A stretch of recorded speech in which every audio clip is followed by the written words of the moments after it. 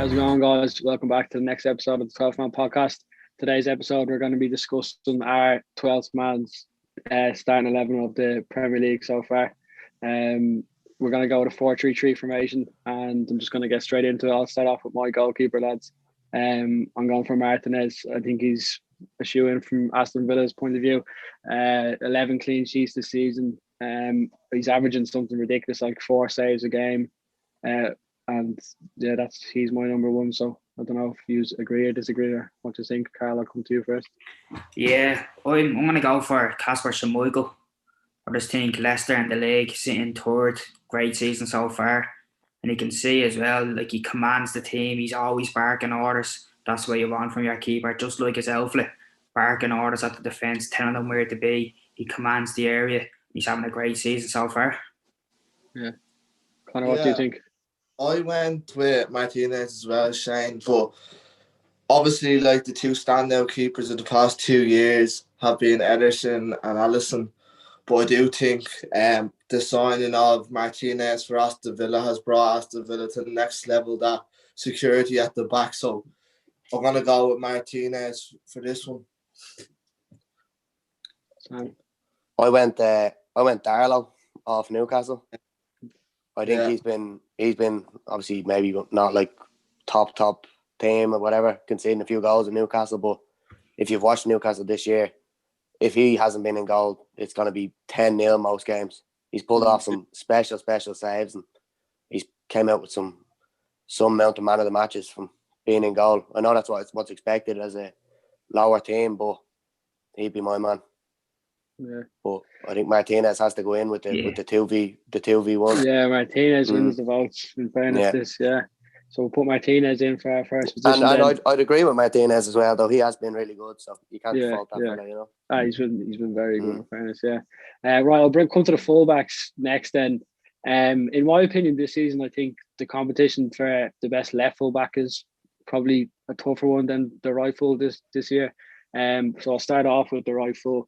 And for me, it's a bit of a controversial one because he actually plays left back as well. But I just think James Justin off Leicester has just been unreal this season, going forward and defending.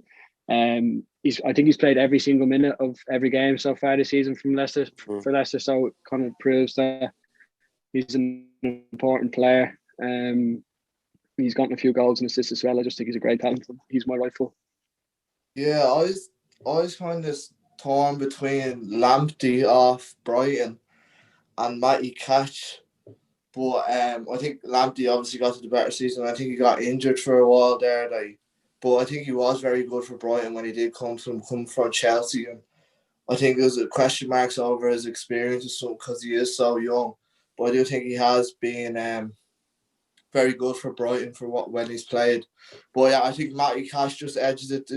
I think Aston Villa defensively has changed around, like I just mentioned, with Martinez coming in. And I'm going to give it to Matty Cash. Yeah, I'm the same. I went for Matty Cash as well. Just obviously just as good as attacking as he is defending, and just he's playing well for them. Like, came from Forest, I think, in the Championship last season. Like, coming from Championship to the Premier League is always going to be tough, no matter what position you're playing. And he's just taken to it, and he's just balling that Villa up and down, putting balls in, putting tackles in. Yeah, he's my right back. Yeah, I went Matty Cash as well. I had the same thinking as Eno with Lamptey, but I don't think Lamptey has played enough with his injury, and he got a red card. That probably wasn't a red card at the start, but I think he just missed too many games, and Cash has been, I'd say, more consistent throughout the season. So I'd go Cash as well. Right, so that's Matty Cash in for right full back then. Go to left back. Connor, I'll ask you your left full first.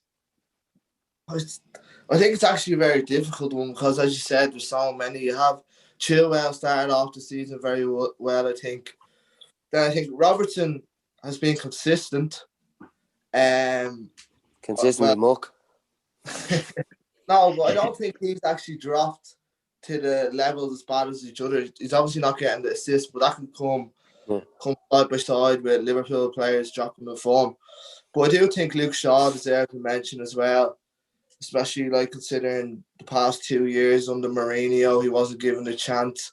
And then I think Telles coming in has shown that Luke Shaw can still do it, what he was like at Southampton in his early days at Man United. So I'm going to give it to Luke Shaw, especially first from September to now. Yeah, Will Shaw as well. Just having seen the way he's came on this season, like he has had a rough few years with injuries and just getting called out publicly by Mourinho as well, which was obviously tough on him. And just to see the way he came this season with Telles son as well, like I thought that was Luke Shaw done. I thought we're getting a left back now who can whip a good ball in, exactly what we need, a good left back that's a playmaker as well. But then you can see Shaw's been on the training ground practicing his cross and practicing his overlapping runs, and he's reaping the rewards now, 100%. Yeah, I was the same as you, Carl. I went Shaw. I felt like he was like out of favour nearly with Telles coming in. You could kind of, Ollie was losing, didn't really fancy him, and then it's great to see from him coming back. And it's so hard to work back in after you've been, like, you're on the outside. They bring in someone to replace you, a big money signing as well. Like, everyone thought Telles was coming in, and I was the same as you. I thought Shaw out. Where's he going to go? He's going to leave probably, but he stuck at it, and I think he's been unbelievable so far this season. So I go Shaw as well. Yeah, that was already Shaw's the winner, but I'm actually the same as well. Big competition, obviously, between the fullbacks this year. But yeah, Shaw, just from an attacking point of view, like he's just clicking right with the goals and assists, and Ole seems to be taking the liking to him, and you can kind of see like he was balling out against Southampton when United won 9-0, and he came off at half time, so it's kind of shown that he's being rested. He's an important player, you know what I mean? Yeah. So do you think he'll go to the Euros? Yeah, he'll go definitely at this time. Whether he starts. Yeah, the question is whether he starts. Yeah, that's the question. Would you start Chilwell over him? Or? I'd say at the minute he'll start Chilwell over him, just because Chilwell has been more consistent over the past few years. Yeah. But he's been playing Trippier left back, hasn't he, the past few years? Southgate's a madman anyway. You never know with that fella, yeah. So it's a bit, I don't know. Yeah. Hopefully they get hammered anyway. Yeah. Right, that brings us to the two. I'll go two centre backs at the same time. Carl, I'll ask you for your two centre backs this season. Yeah, so I went with Ruben Diaz. I'm sure we all have him in there as well. It's just whether who he partnered with.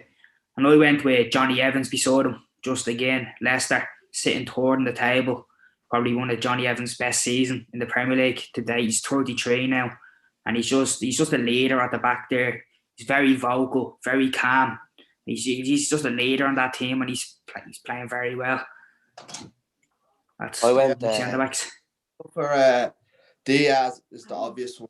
I'm going to go to Johnny Evans' partner, Wesley Fofana, for a 20-year-old coming in. I think he's playing lower league the past few years, I think.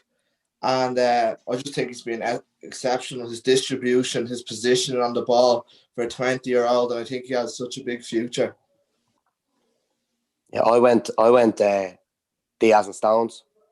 I did. I think it's just, maybe it's a bit cliche, but it's working with Diaz, with Stones. It's working well, and with City being as good as they are now, I think they're the best pairing anyway in the league. Yeah, I'd agree with Stones to an extent. He pairs Diaz very well. He's very good on the ball. He can make passes that just bypass the midfield straight into the forwards. When his confidence is high. Yeah, exactly, and it is obviously at the moment. Diaz is there for me, and I actually didn't go with Stones in the end. I went with Mings off Villa. I know he was good last season as well, but he's just been very good. He just has such a defensive presence, and he's just a bit of a leader in the Aston Villa defence. And I think he's been 11 clean sheets again. I know I have Martinez in there as well, but I think they're so solid defensively this year, Villa. So Mings got there for me. Do you not think Stones and Diaz deserves to be just purely on results? I don't know. Like I'm just kind of set on like what he's done for such a young age coming into that Leicester team. He got Soyuncu or something. What's his name from last year? Soyuncu, Yeah, Soyuncu out of the team. He was exceptional last year, if you can remember. He was injured though from the start of the season. That's how Fofana was getting game time. He has kept him out of the team. It's tough to do, yeah. Sam, would you have put Van Dijk and Gomez as the two best centre backs last season just because of their pairing? Would you have put Gomez as the second best in the league? Probably, yeah. Oh, not a hope. Just purely because if you had a look, obviously after COVID, but up until COVID, they had the best defensive record. You know what I mean? So it was kind of the stats spoke for themselves. Yeah. Yeah, fair enough, I suppose. Individually, I don't think Gomez was great last year at all. I think I didn't really pay too much attention to Gomez, to be honest, last year. You know what I mean? Like Robertson done his dirty work. But like, I don't know. We're gonna have to decide someone, lads. I think Diaz. We have Diaz anyway.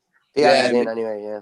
I'm happy to go with Stones because I know it's an individual basis, but I do think he's having probably his best season with City this year as well. And he's got a few goals. It looks like Stones takes it then if he's 2 votes from myself and Sam. Yeah. Right, we'll move on to the three in midfield. I'll start with mine. I think one that we're all going to have is Bruno Fernandes. He's after lighting the Premier League up since he came, and as much as I hate to say it, he has United in such a strong position in the league. I don't think they'd be anywhere near the position they are without him. So I just think he's an absolute shoe-in for one in the middle. And the other two, Sam, you'll like to hear, I'm gone with Højbjerg off Spurs. I think he's been an absolute brilliant signing for Spurs.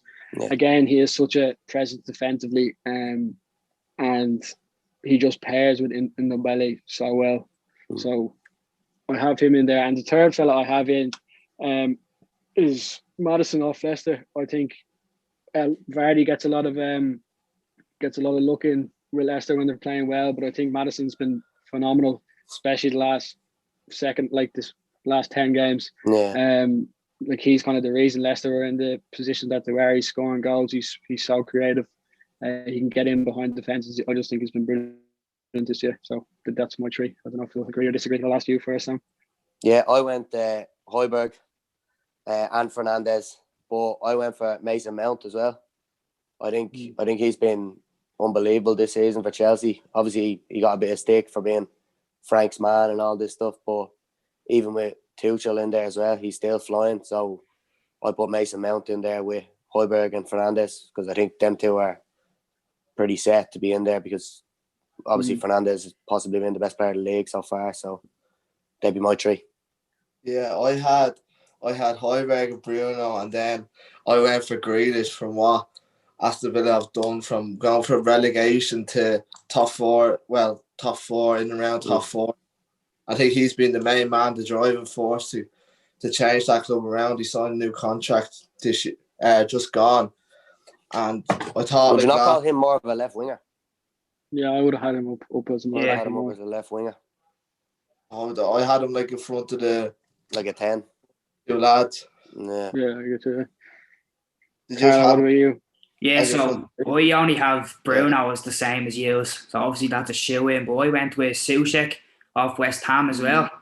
I think West Ham, where they are in the table, how they're doing this season, I think he has the most goals from midfield, penalties aside. So he's doing something right there. And I went with Gundogan as well. That's my three. I think Gundogan's goals as well. He's been a match winner for City. Don't really think you could look past them two, just purely based on scoring goals. And obviously has their teams balling like West Ham as well. Like who thought they would have been in the position they are now? And I think Souček has probably been one of their best players, so couldn't have a team without him in it. But you've no defensive minded players in that midfield though, Carlo. Souček would be defensively kind of sound. Big brick in there. But to just sit in there though, you know what I mean? That's what I'm thinking with Højbjerg to slot in. Obviously a Spurs man as well. Like, I'm not. He's in like with the in votes, fairness, but, you know what I mean. I was very close putting Højbjerg in, but I couldn't look past Souček and Gundogan. Yeah, he's having a quality season to be fair. I'd give you a Gundogan, definitely. I'd definitely give you him and Bruno and Højbjerg to the three. Yeah, I'd agree with that then. Yeah, I can do it. That Gundogan's been unbelievable. He's ever since, especially since De Bruyne has been out injured, he's became the new Kevin De Bruyne. He's scoring goals. He's so creative. He's getting the assists. Some of the goals he's scoring are unbelievable. But I just want to say the three me, Sam, and Connor named three young English talents: Mount, Maddison, and Grealish. Yeah. Who do you think starts out of those three for England? Well, he loves Mount. And but I'd ask, not who do you think Southgate will start, but who do you personally start yourself? Grealish. Much as it kills me, I'd go Grealish. Yeah, Grealish, definitely. He's the best. He's one of the best players in the league. If he's not world class, then he's very, very close to being world class. Yeah, he's not far away. Honestly, he has upped his game the past few weeks. He's been goals in different players though. You could easily play Grealish and Maddison if you just you could attack and just break teams down and just beat ruthless. Well, there's just the talent there. Like you've Foden coming into the team. Then if you want to put Grealish on the wing, you also have Rashford there, Sancho coming back from Dortmund. Like it's a tough team to pick, you know. Yeah, we know how they always get on them tournaments anyway. They'll be smoked, so it doesn't matter. Yeah, so that's our three in the middle then. Bruno, Højbjerg, and Gundogan. And that just brings us to the three up top. Sam, I'll ask you for your three first. Yeah, I actually went. Yeah, I went Grealish as a left wing. I did Salah on the right and Big Harry up top as mine. I think Kane's goals and assists this year have been different class. I don't think he been matched near. And then Salah obviously banging them in left, right, and centre. And then Grealish, as we just spoke about, I just think he's different class.